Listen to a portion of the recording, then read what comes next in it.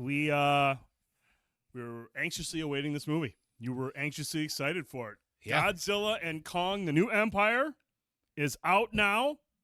Had a very successful weekend. Scored 30. I think it was Big. 30 million more than what was expected to make. It's big. I think it's over. I can't remember what the numbers are for right now over the worldwide over the weekend, but it's doing very well.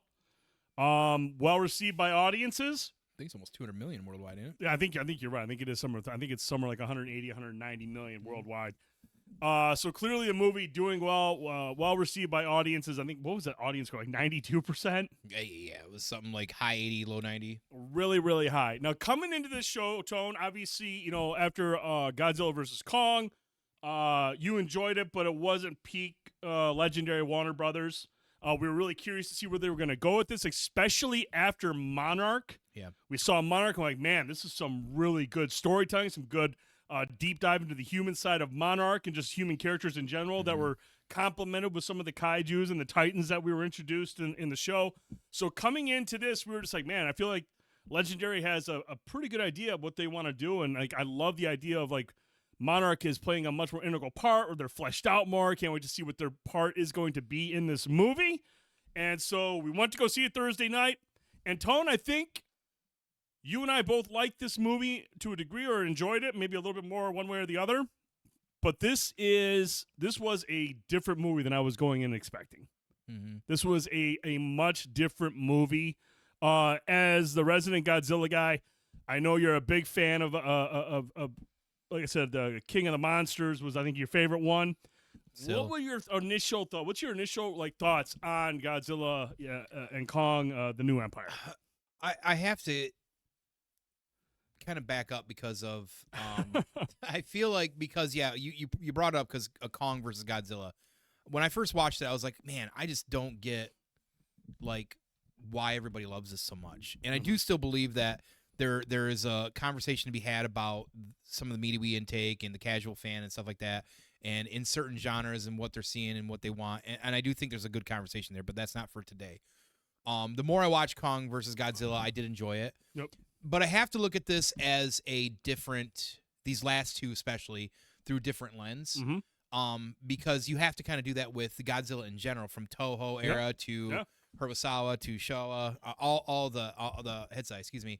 All those different eras, because they all bring different types of storytelling, whether it's really super campy and goofy and levity, or a little bit more trying to be serious, but has like those certain tropes they always do. Mm-hmm. This definitely feels like some of the more, just like the last one, more of the kind of tongue-in-cheek, a little bit more I guess just kind of like basically what they did in this one is like what I said in the theater is that they went full in on the fantasy and the camp. Yeah, they did. And there's nothing wrong with that. It really isn't. Like, after seeing Godzilla -1 for sure, there's a different like scope you can have of what Godzilla can be and what he has been numerous times. Yep. I think 2014 Godzilla is a good example of that, because comparatively -1 to 2014, they're way closer than this compared to either of those. Mm-hmm. This isn't, they're just different ways of telling the story. So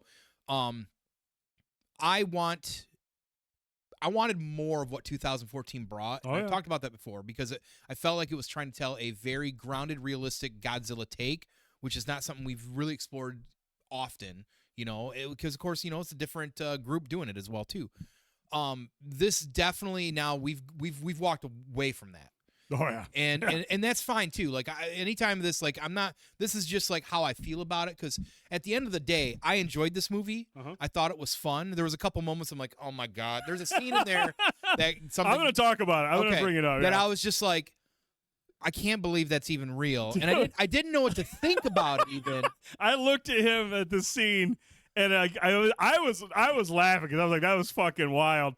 And I told him, he was just like, what just did I just see that? Did I just see a fucking suplex in Godzilla and Kong: The New Empire? I sure did. And I think, listen, I think there's a lot of things to dissect with this, and we may not have all the time for that, but I want to start even with the name of it, Godzilla and Kong, right? It's not Kong and Godzilla. Right. That's one of the big things here. Because, yes, the evolution angle did feel rushed. Well, there's a reason why. Yeah. I've complained on both movies. My biggest complaint has been there's not enough fucking Godzilla. Yep. And the biggest problem with this one in this movie, they didn't play his fucking theme song. We didn't hear it. We did not hear it. And like that's two things probably. One, either they don't care, didn't think about it, or two, they had to pay out for it. And I got a feeling now with Godzilla's success, I'm starting to wonder with like -1 and everything that's been going on with even with Shin, if the price to get these things from Toho has gone up a little bit. Right. Because the value has to have. Right. Now the reason, again, the angle is rushed, I feel, is because, well, it's not because I feel, it's because from what I've been understanding and reading, there is only so much time that they can put Toho characters on the screen. Warner Brothers, you're talking about Warner Brothers. Okay. Right? Because they got to pay out for that. Mm-hmm. So just like in Kong versus Godzilla, it's why a lot of the Mecha Godzilla stuff in the middle was like really low or hardly there. Right. And then finally at the end, that's when you get it. And it's a rushed battle, just like the battle at the end of this one as well, too. Yeah. Because there's three characters predominantly in this one that they had to at least pay out for Toho. And Godzilla, unfortunately, was on the chopping block for that. Right. Now, the evolution angle was great, but the problem with the last two movies, if they've just made Godzilla feel like just a dumb monster running around and just like beating up everything because all of a sudden he senses the predator and prey thing, the spidey senses tingling. Yeah. And it was like that almost even worse in this one as well too, because he was like literally meeting up with other Titans that I literally want more background or see, like normally in other movies you would see full on better battles. Yep. It wasn't like that at all. It was like, 30 seconds of battles and peace off. Most of the killing shots you didn't even see. One big one in particular you did not even fucking see. That was crazy because I mean there's a lot of build up to this character, and this character is part of lore. I mean this is a character that's been in books. And the way that and Godzilla wins this battle, and you don't even see the killing blow. Don't even see this shit. It's just like, bro, like I want to see. I want a little bit more. So, I think that's part of the reason why it is what it is, and it's really unfortunate. Because listen, I love King Kong. King Kong is great. Really enjoying what Legendary's done with them, but I'm a Godzilla fan first and foremost. Sure, and don't keep putting his name at the beginning and then just like minimizing his time. He spent most of this movie charging up. It's a little misleading in some ways. Yeah. And like, listen, again, I'm saying this and I want to point out again, I really enjoyed this movie. Yeah. Like I appreciate what Legendary is doing because like it's great to have these as an option outside of, especially when Toho wasn't really producing a lot of films either. Right. You know what I mean? But this is the point I'm trying to make is this has moved so far from 2014. Yeah. Like, even Kong, if you look at the first Kong movie compared to the last two movies that's had Kong in them, they are not the same when it comes to urgency, storytelling, levity, characters. Everything. Yeah, the human characters in this were awful. Like, it was, like, there was some good storytelling with Gia. Gia and, like, her people. That was actually compelling. I was like, wow, that's really neat. I like kind of what they're doing with that. Mm-hmm. But I also still felt like they could have explored that better and rushed. And there was a lot of just coincidence things in this movie, like, oh well, luckily, the power glove. Thank God. Oh shit, just happens to be over there where the fucking thing happened. Cool, I'm gonna go pick it up. Like, and I love that character, the guy that the Dan guy, Stevens, dude. I'm a Trapper, dude. Great actor. If you've never seen Legion on FX, everybody needs to watch that fucking show. Yeah. It's not canon MCU Marvel, but it's some of the best Marvel that's been put out, period. And he's great in it. He's a great actor. And he was good in this too, fun and foremost as well too. But it definitely needed more Godzilla in this. It's unfortunate that Monarch, after watching the show, which was really good at building people, like, listen, Monarch in the beginning, even that's another great example. Like 2014 to Monarch now just seems like a bunch of dummies.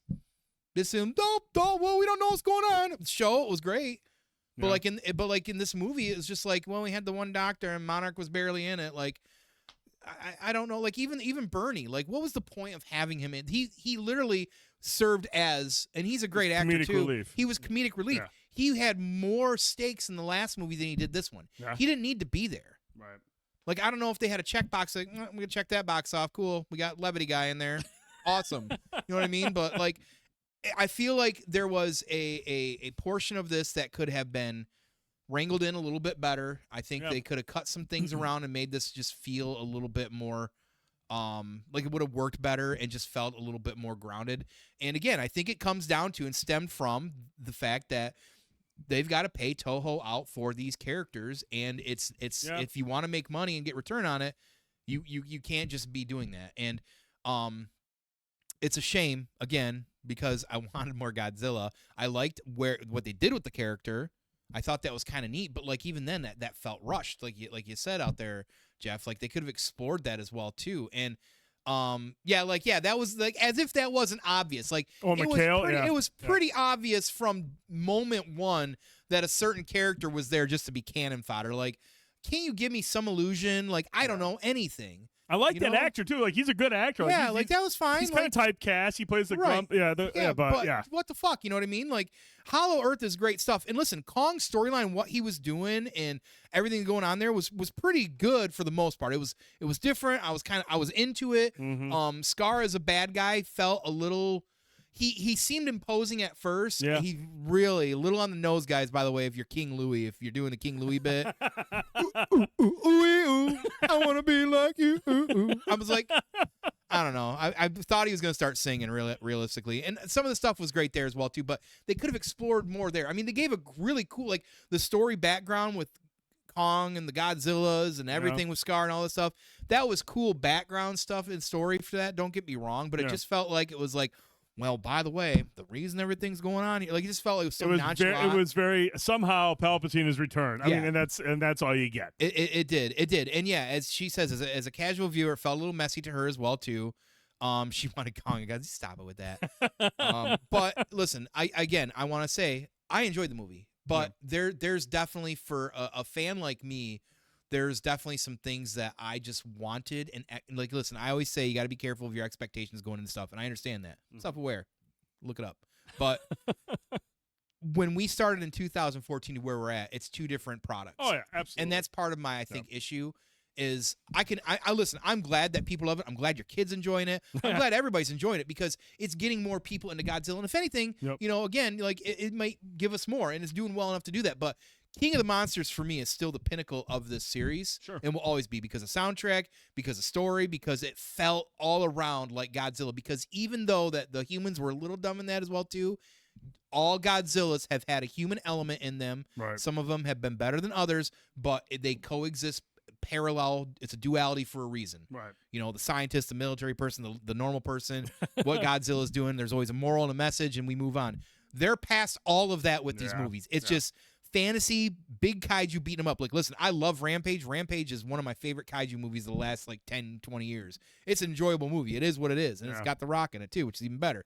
But that's right, he is in this movie, these last two are definitely more like those. Mm-hmm. And they're just big cartoons, and I'm okay with that. But, I really hope if we do another one that's more focused on Godzilla, this director here, you can take a back seat for a minute. Give me somebody else to kind of wrangle in a little bit. I want a little bit more deeper because Monarch, for all intents and purposes, was great. And I don't want to compare this to -1 because that's a whole different thing, and that's what Toho is doing. Mm-hmm. They're kind of going forward with that kind of storytelling, and that's great, and it works what they're doing. But I do want to wrangle in a little bit more because, to have these like this, and to look so good and lifelike, I also don't want, Kong always making, jokes and stuff like that. I feel like at some point he's gonna do the pistol fingers too. and again, I think Kong is awesome. He basically looks like Kratos at this point. Yeah, it takes on a Kratos type role.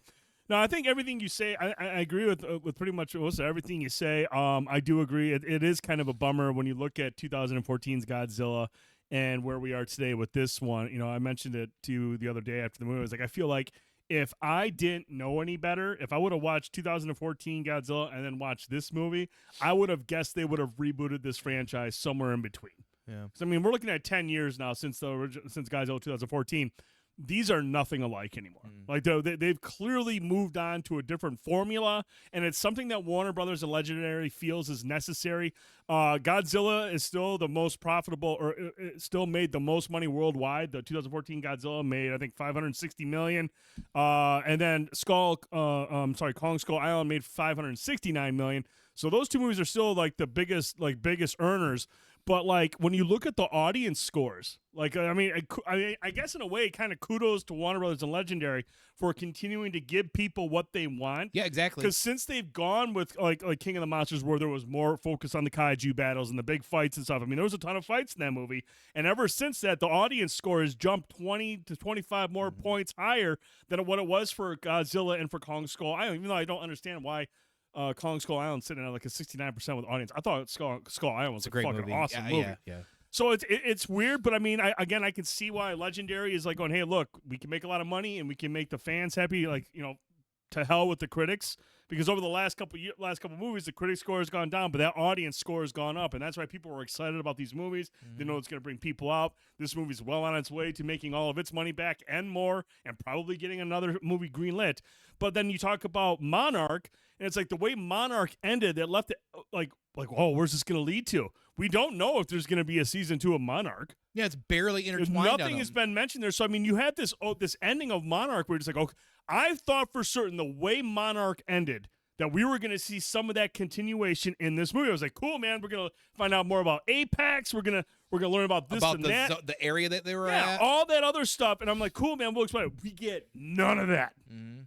None of it. Monarch is just a blip in this movie. Unless they're saving that for when they want to wrangle it back in with Godzilla stuff. Well, and we do have a quote. We'll talk about it in a minute. I mean, they are like the plan for Adam Wingard, if he does come back to direct. So, I mean, that's, you know, he said take a break from him, but he has a vision where going forward, you know, the next movie will focus more on Godzilla and his story, and maybe we'll get more of that. But, you know, at the end of the day, though, like you mentioned, I actually saw this movie twice this week. I saw it on Thursday with you, and then I went and saw it with the kids on Saturday.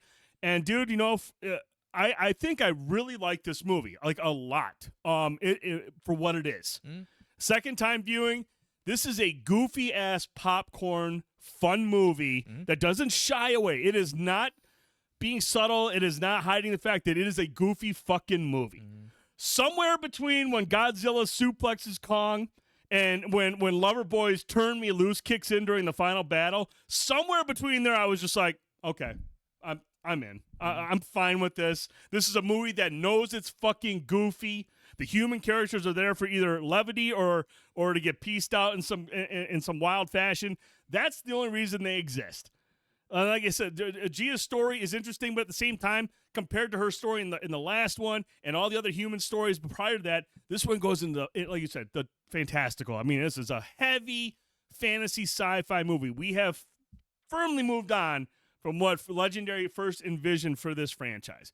But, like, I thought this movie was a good time. Like, watching it a second time, I was just laughing. Like, this is just some wild, goofy shit.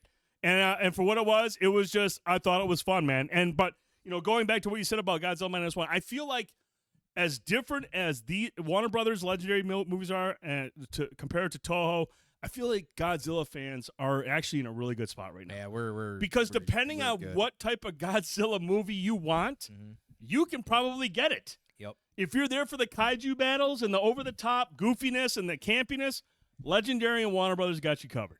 If you want something that's a little bit more gritty, story-driven with a lot of human elements, Shin Godzilla and Godzilla Minus One, they've got you covered.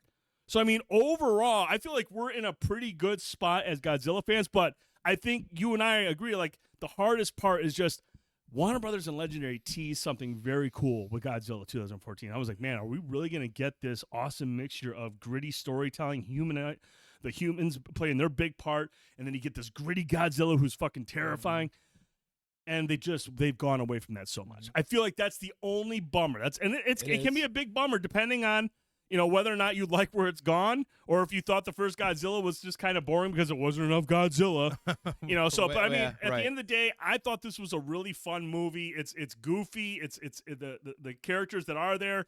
Yeah, Trapper is fucking hilarious. I think Trapper's awesome. He's always got some goofy ass music fun. Playing. Big fan. But yeah, I thought it was a good movie. I thought it was entertaining. But yeah, I understand the divisiveness amongst some of the fans who were kind of like, man, where's that 2014 and where the fuck is Monarch, man? Well, and I think, again, like, I just want to say, like, because I like the movie too. Like, I mean, I don't want to say I ever love it because, like, I feel like it sounds weird because I'm also criticizing heavily, but I really enjoyed the movie. Like, don't get me wrong, like, I really did. But for me, like, pinnacle is King of the Monsters. Like, that I want that balance that we don't often get, and even the Eastern version, the Toho versions of Godzilla's, which is a lot of like serious and groundedness. We do in a lot of times. Don't get me wrong. Yeah.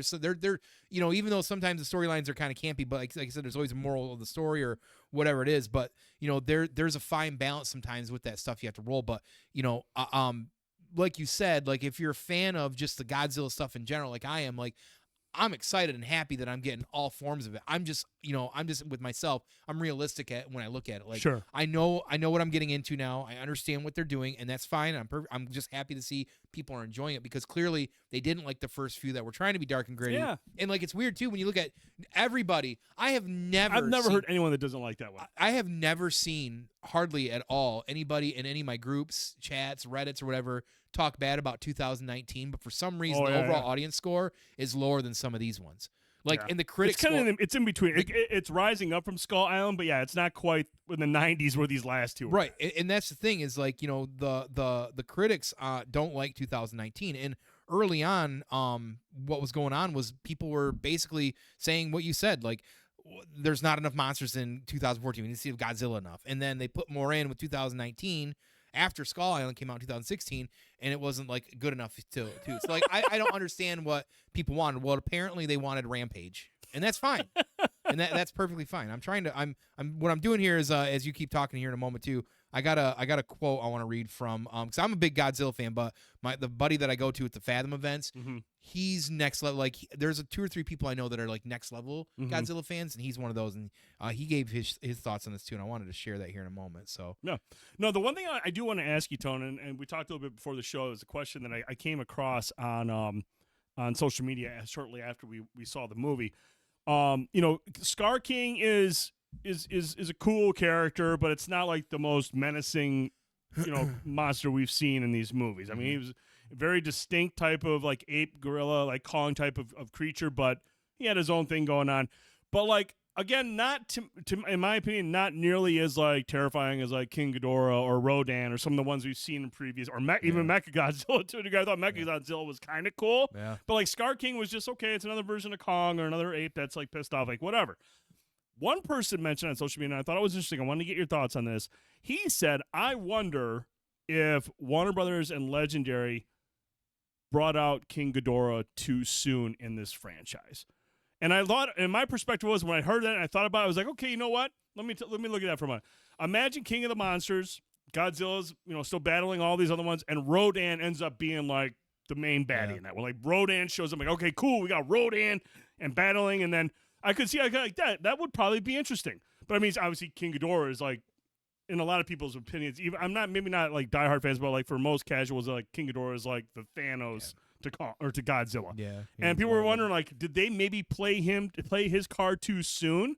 Because now we're kind of like going Mechagodzilla, not nearly as menacing as King Ghidorah. I feel like Scar King isn't as menacing as King Ghidorah. Right. Did they play his card too soon and piece him out too soon? I think it's a fair argument, but the reason I'm going to say no is because Legendary was trying to move this series in a different direction then, where it fit into that good at that time, because like it was darker a little bit, it was a little grittier, a little bit more serious. I mean, you had some levity in it with the Rick guy who wanted to be like Rick Sanchez from Rick and Morty, but he was still entertaining a little bit, but you had a good balance with the military once again. There's a lot of good things going on with that movie that made it feel more like an actual Godzilla film. Yeah. Along with the fucking soundtrack is the best out of all of them. That one for sure because of Bray McCree. But I don't think so. Because at this point, let's say they brought him back in this movie, or not bring him back, but just brought him. Let's say they brought him in and they did it while Adam, whoever's directing it, it would have been a fucking bit. Right. It would have been more of a fucking bit, and it shouldn't be a bit. King Ghidorah is one of those characters. Like, listen, I get it. Like a lot of the Toho, like it's all wire, rubber suits, and there's definitely some comedic value, and it's a little hard sometimes to take serious. I understand that, but like with the direction they were going with this series, had they waited later, I just don't think it would have had as big an impact. And maybe it could have. I could be wrong, but I feel like because we are so full, we've sold ourselves into big kaiju fights, mindless stuff with not a lot of story. I just don't feel like that would have had as much impact as it did at that time. Okay. So I think that works then. Because then again, like they might have been they were spending the money pretty heavily back then, and that's why we don't see enough Godzilla in these movies, because they're not trying to spend the money, because they're trying to reap back some of that money. Right. WB's had a rough couple years as well too overall, because they can't get the DCU to work, all that stuff, and they got James Gunn coming in, and maybe he's going to save it, maybe not, right? So they really have to count their pennies, I feel like. So there's a good chance if they would have waited, we may never seen that character either. Because the characters we keep getting are like low-level characters. It's a shame that the Titans that Legendary created just get pieced out so fast in this movie, because I would like to see more exploration of those characters or more battles and fights with them. But apparently, even though they're Titans, they are nothing to the king, which is Godzilla. So, everybody bend the knee. But, no, I don't think I don't think they should have waited. Now, it's unfortunate that they haven't used the Pantheon. There's a massive Pantheon, and there's 2 or 3 other Toho characters that are like near Ghidorah or like level for like fans when it comes to villain. Destroya being the big one I can think of. Destroya, yeah. He would be a great one to bring in too, but at this point, and they've set that explanation up in King of the Monsters. Oh, really? It's already there. The nugget's there, but we'll see if it ever comes to fruition. Man, that's I'd be surprised. That's what. Did you find that quote? Yeah. So my buddy did. This is what he said after he saw it, because he had to wait to see it Saturday. He said he liked it.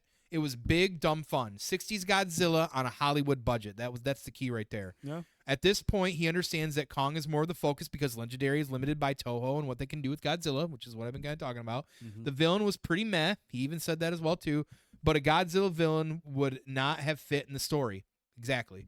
Soundtrack was forgettable, he felt. SFX were good for the most part, but it was good to see a certain character return, which we haven't really talked about, which was we'll keep pretty on cool. that. And then he said, above all else, that suplex. He was a big fan of this. He's a big wrestling guy too. So, so that's the best thing that I took from that was he said, and I was not great at articulating that 60s Godzilla on a Hollywood budget. That's what this movie was.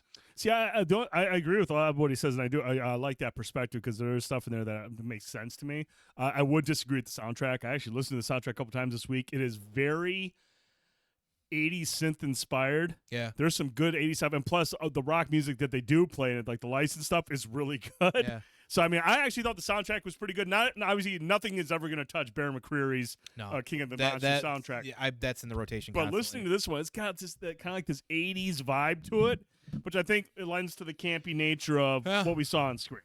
So, but I think the one thing that take away, the one thing that just kind of like bums me out a little bit, and not to like get hung up on this any longer, we'll move on, but we didn't get an end credit scene to this movie.